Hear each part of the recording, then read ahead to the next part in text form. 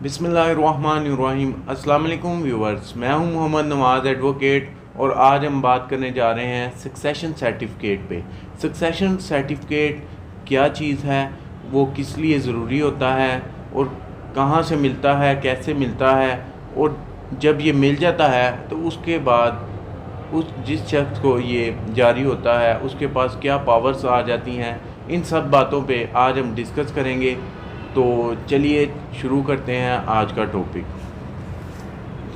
Succession certificate, जब भी कोई बंदा वफ़ात पा जाता है तो उसकी जो भी मूवेबल प्रॉपर्टीज़ होती हैं, जैसा कि किसी कंपनी में शेयर्स हो गए, उसके साथ साथ डेट्स हो गए, कोई सिक्योरिटी हो गई, इसी तरह से कोई उसकी पेंशन हो गई, कोई उसके बैंक के अंदर फ़ंड्स हो गए, बैंक में जो भी उसके पैसे वगैरह हैं, तो इन चीज़ों को जब कोई बंदा वफ़ात पा जाता है तो उसके जो नए रिलेटिव होते हैं या उसके जो वारसान होते हैं वो किस तरह से वो पैसों को और उसकी जो भी शेयर्स हैं वगैरह उनको हासिल कर सकते हैं।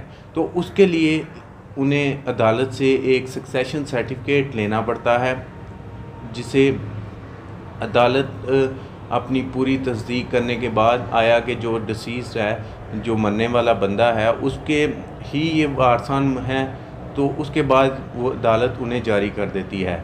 ये अगर तो आम तौर पे एक सर्टिफिकेट जारी होता है, लेकिन स्पेशल केसेस में जहाँ पे फ्रीकैन का आपस में इत्तेफाक ना हो तो अदालत ज़रूरी समझे तो अपनी डिस्क्रिशन के मुताबिक ये 2 या 3 सर्टिफिकेट भी जारी कर सकती है। तो चलिए चलते हैं। अगर किसी बंदे का खुदा ना खासा कोई अज़ीज़ वफ़ात पा गया है तो उसके जो बच्चे हैं वो किस तरह से इस सर्टिफिकेट को हासिल कर सकते हैं। तो इसमें सबसे पहले उन्हें अदालत में एक एप्लीकेशन देनी होगी वकील के ज़रिए, जो कि जिसमें क्या क्या डॉक्यूमेंट्स रिक्वायर्ड हैं उन पे हम बात करते हैं। सबसे पहले जो हम एप्लीकेशन देंगे वो सक्सेशन एक्ट के सेक्शन 372 के तहत हम ये एप्लीकेशन कोर्ट में मूव कर सकते हैं। और उसके बाद उसमें जो डॉक्यूमेंट्स चाहिए वो सेक्शन 372 का सब सेक्शन ए कहता है कि बंदा जो वफ़ात हुआ है, जिसकी प्रॉपर्टीज़ का सक्सेशन आप लोग लेने आए हैं, उसका जो टाइम ऑफ डेथ है वो बताया जाए। तो वो टाइम ऑफ डेथ बताने में के लिए हमें क्या डॉक्यूमेंट जो है वो हेल्प करेगा, वो है डेथ सर्टिफिकेट। डेथ सर्टिफिकेट जो है वो बंदे का इसमें लगेगा सबसे पहले नंबर पे। उसके बाद सक्सेशन एक्ट का जो सेक्शन 372 है उसका सब सेक्शन बी कहता है कि जो बंदा वफ़ात पा गया है उसकी रेजिडेंस का तयन किया जाए कि वो किस जगह पे रहता है। इस बात को लाजमी यकीनी बनाया जाए कि आया जिस अदालत से हम सक्सेशन सर्टिफिकेट का मुतालबा कर रहे हैं, क्या वो अदालत की हदूद में बंदा रहता भी था कि नहीं।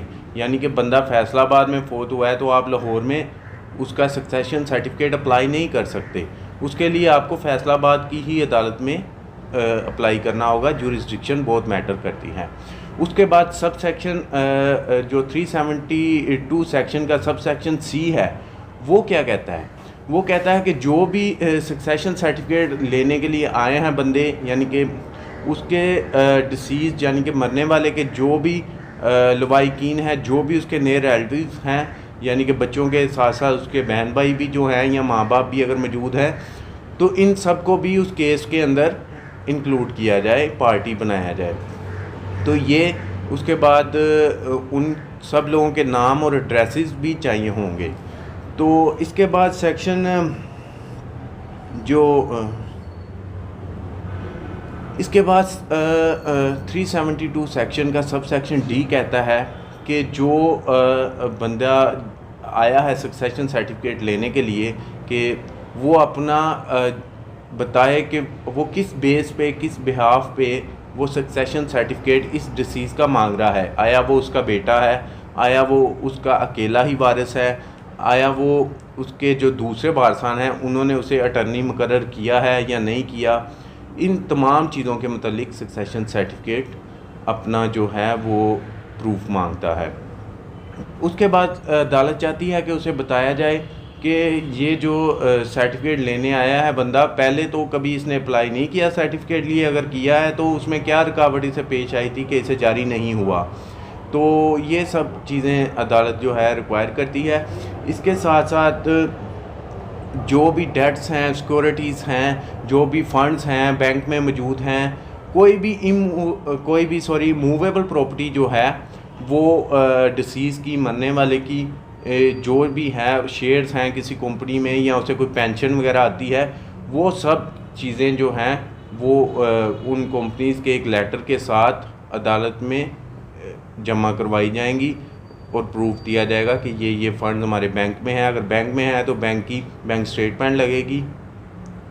और इसके साथ साथ अगर किसी पेंशन किसी कंपनी से आ रही है तो उस कंपनी का लेटर भी लगेगा, जो कि यहाँ उसका कोई भी प्रूफ होगा कि ये बंदा वहाँ पे जॉब करता था। तो इसके बाद ये सब चीज़ें हमें चाहिए अदालत में एप्लीकेशन देने के लिए। जब भी कोई बंदा एप्लीकेशन देने जाएगा तो ये सब चीज़ें उसका लॉयर उससे रिक्वायर करेगा, अदरवाइज़ ये एप्लीकेशन जो है पहली ही डेट पे डिसमिस होने के चांसेस हैं। अब इसमें आ जाते हैं कि अगर एप्लीकेशन देने के बाद इसके ऊपर प्रोसीजर जो होगा वो कितनी देर का होगा और उसमें जो है वो जज क्या क्या चीज़ें अपने अमल में लाएगा। तो उसमें सबसे पहले जज जो है नोटिस जारी करेगा तमाम पार्टीज़ को कि ये बंदे जो भी उसमें पार्टीज़ होंगे उन्हें बुलाएगा, और उन पार्टीज़ के अलावा भी अगर जज मुनासिब समझेगा कि कोई बंदा है जिसे इसके अंदर इंक्लूड होना चाहिए लेकिन वो इंक्लूड नहीं है, तो उसे भी जज अपनी डिस्क्रिशन में नोटिस जारी कर सकता है। अब इसके साथ साथ अगर वो नोटिस पे भी बंदा हाजिर नहीं होता तो हाई कोर्ट ने जो भी इसके बनाए हैं रूल, उसके मुताबिक अखबार में इश्तिहार दिया जा सकता है, इवन के टीवी चैनल पे भी न्यूज़ चलाई जा सकती है कि ये बंदा कोर्ट में पेश हो। तो उसके